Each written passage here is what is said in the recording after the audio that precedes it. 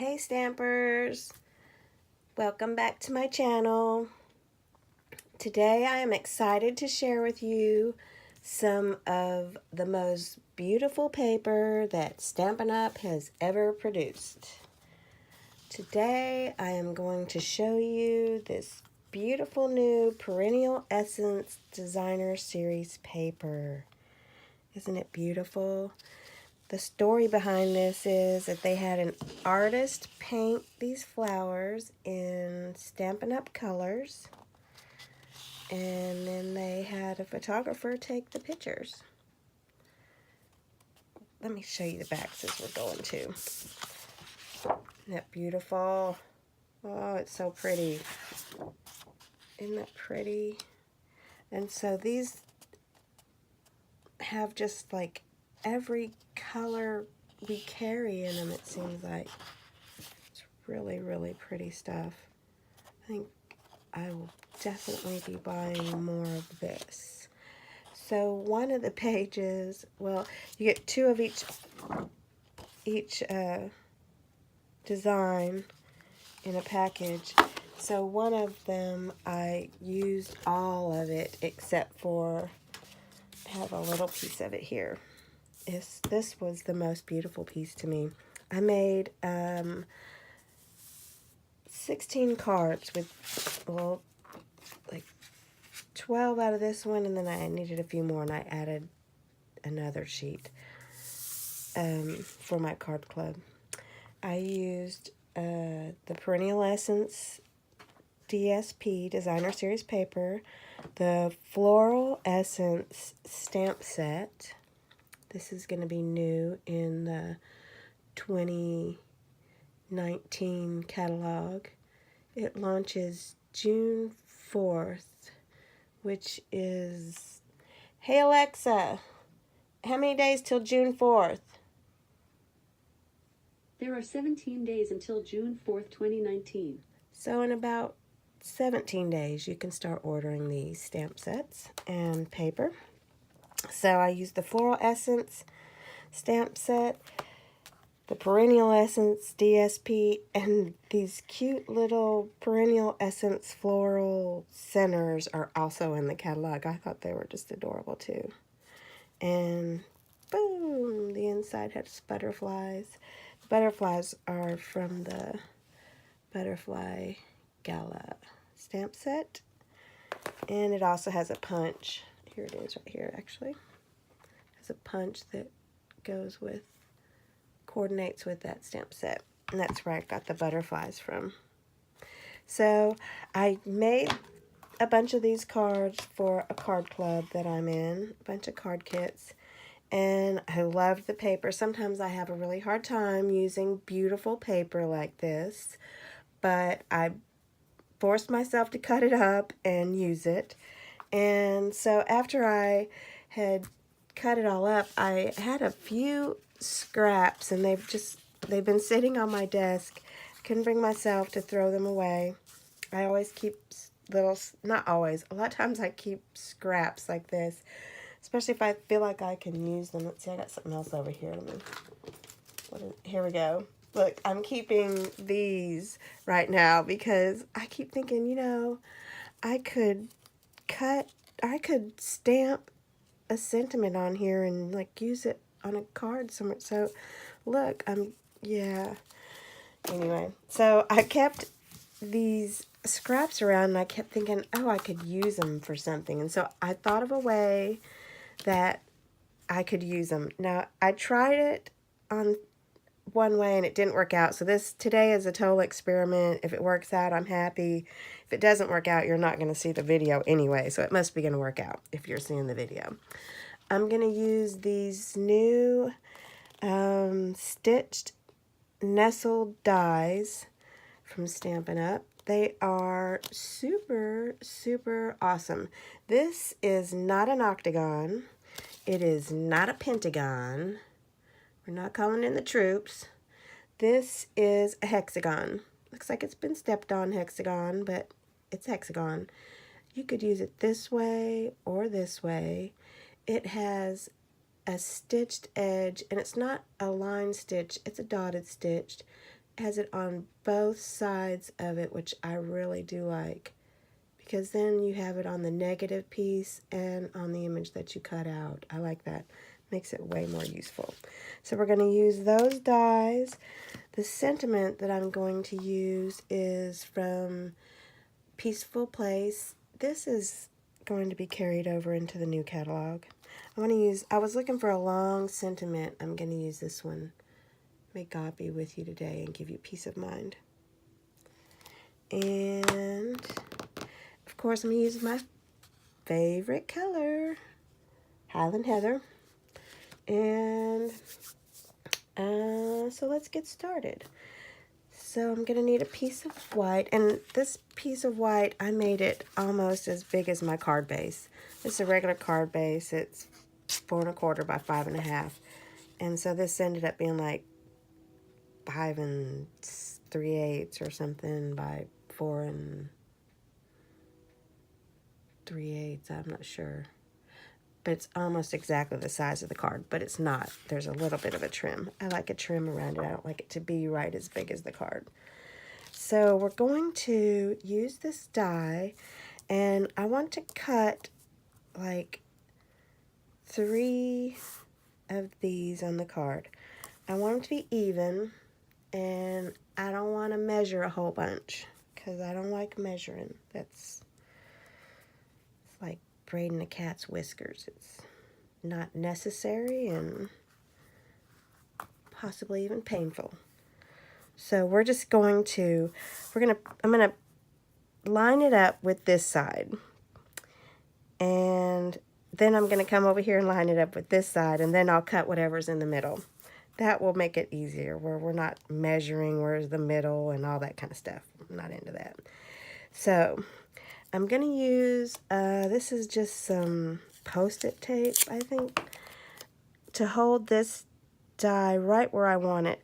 I want to leave some room at the top for that sentiment, and so it can be almost to the bottom, but not completely at the bottom. And I tried this with an oval, but then they didn't all fit on there. And so I want it to stay right here. I don't need the middle, the centerpiece there. So I'm going to mostly put this tape on the centerpiece there, not on this because I don't want it to stick.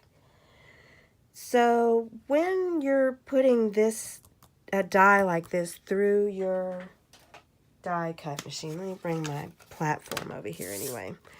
So if you put this die through your die cut machine in this direction, it's going to be like, it'll be like driving through a cornfield against the roads. You know?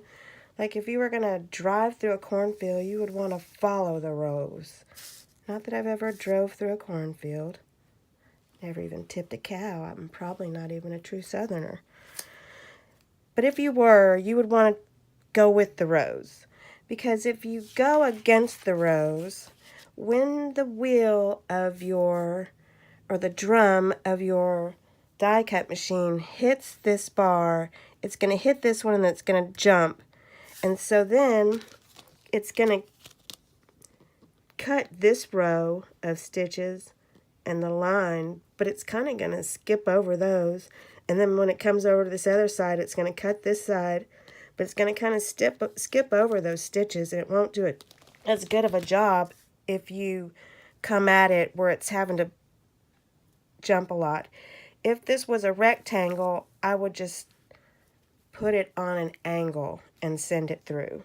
But this is pretty smooth for it, and it won't be as hard on my machine either, because you can hear it whenever you send it through a die cut machine like that too. It is hard on it. So I'm going to send it through my machine over here, nice and smooth, so you didn't even hear it because it was so nice and smooth. And now I'm not saving this piece in the middle, but you can see how nicely, hopefully, it cut all of those little circles, all of those little dots. See, it won't do that. It will skip over some if you force it the wrong way. So my piece came out really good. All right, so we're going to take this little die again, and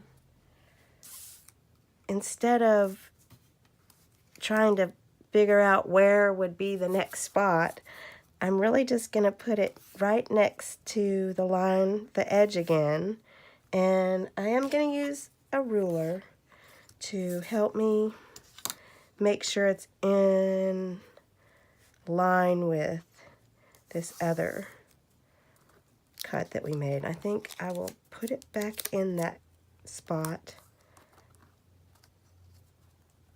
against the ruler. There we go. Make sure it's all, oh, I really don't want it there. I want it here. Right there.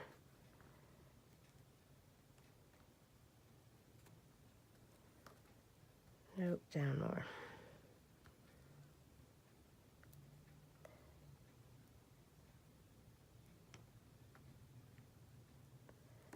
Right in line with that. And so I should be able to just pull him over here, hopefully. Put my tape on, call it good. Because again, I'm not about doing a bunch of measuring. I'm going to bring it over here to my machine.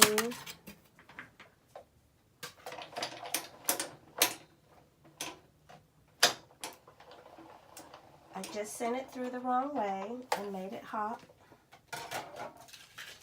Maybe we'll see. No, it really did pretty good. It was a little bit on an angle, so it still cut it pretty good. And so now I have this middle piece left to play with that I'll know how to get right to the middle of it.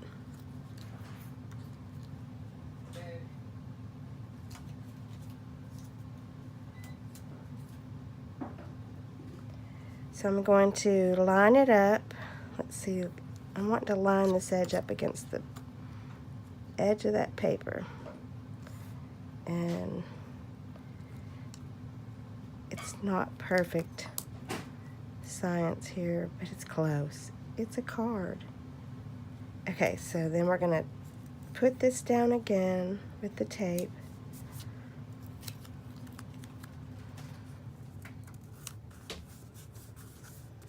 There we go. Take it back over to my die cut machine. Send it through this way.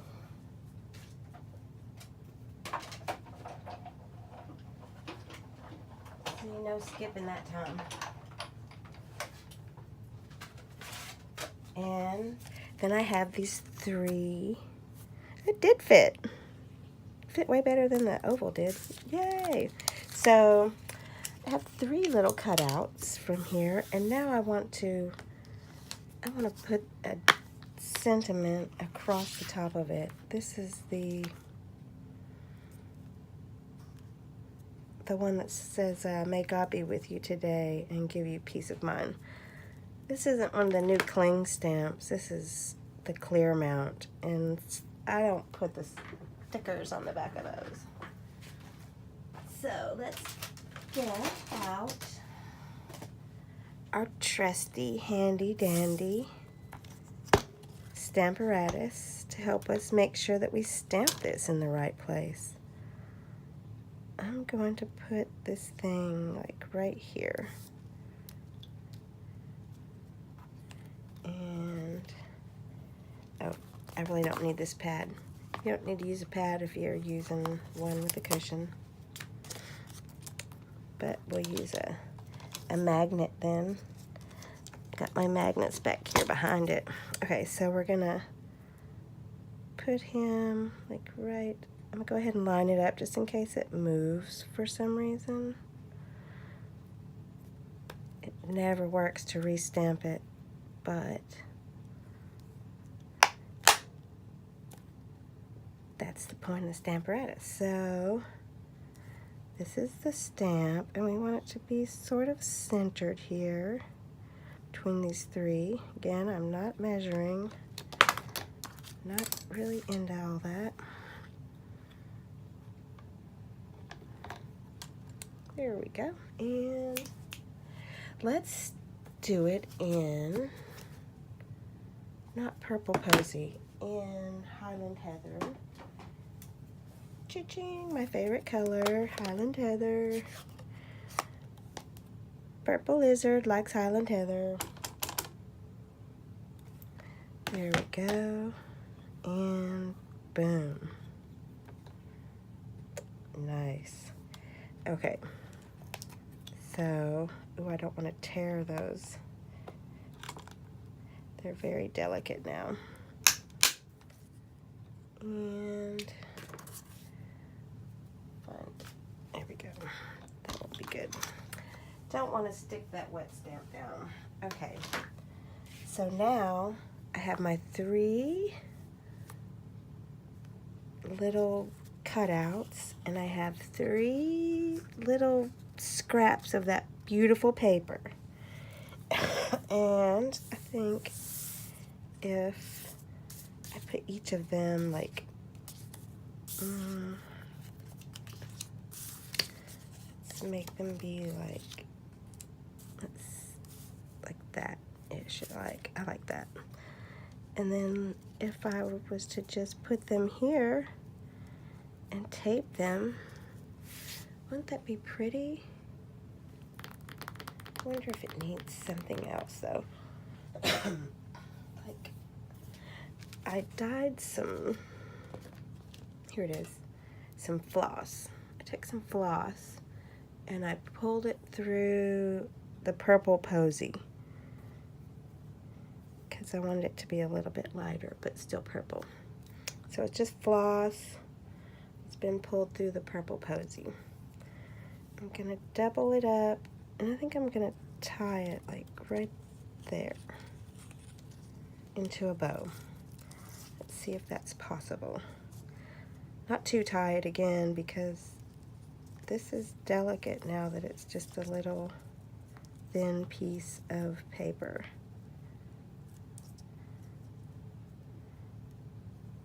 Try and make this a double bow so that you can see it. Oh, I really need to come at it from this angle or it won't be right. There we go. Much better. Yeah, let's do that way.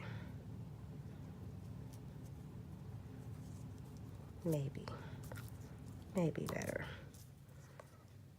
Ooh, it's hard to tell which one was the bow, isn't it? So make it just a little smaller.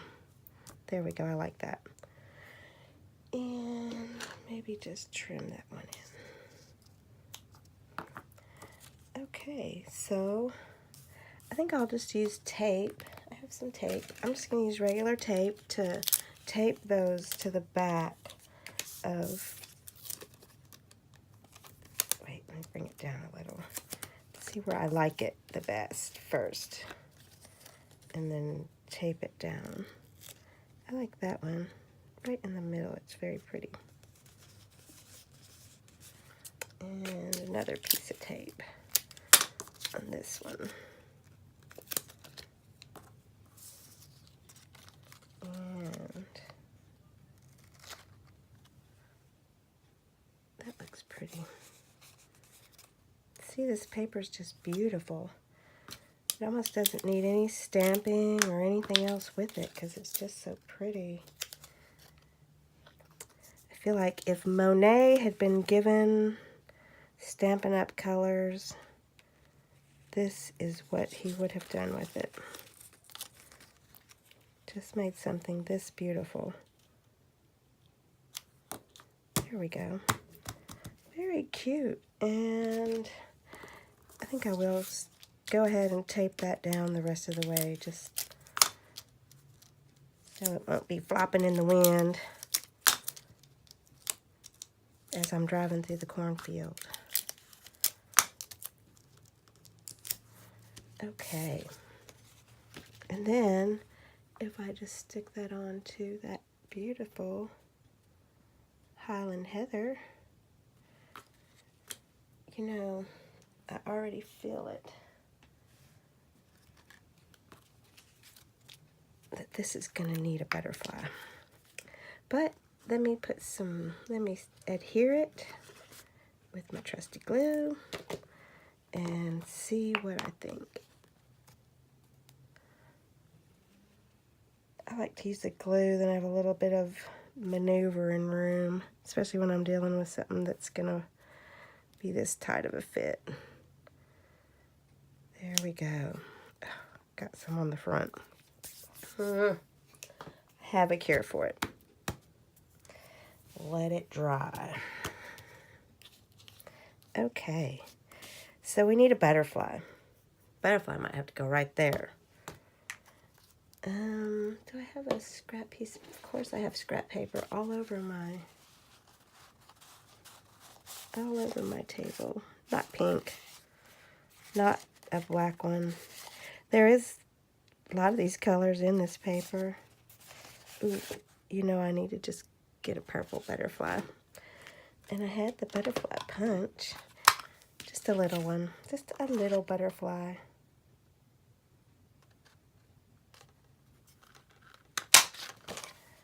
Now, he should go, maybe he should go right there, or right there.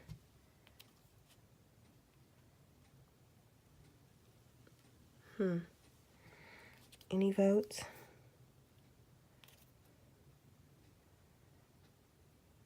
I don't know, sometimes mistakes are just a reason to embellish, and I almost think he wants to be there on top of that little glue dot, that little glue spot that I made. I mean, there's already glue there to hold him down. I'm going to put the glue dot on the back of him, little mini dot, and he's going right there. So I don't have to clean that glue spot up.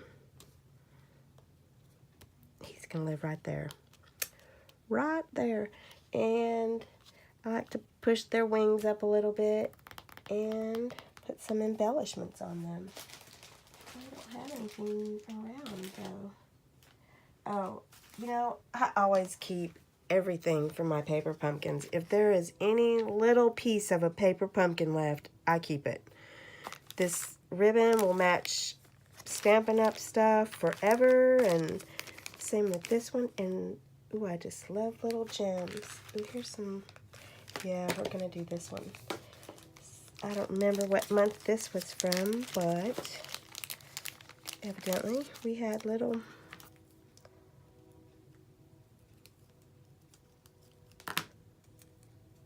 pearls that month. That's exactly what he needs. It's a little pearl. Oh, he needs 3 pearls.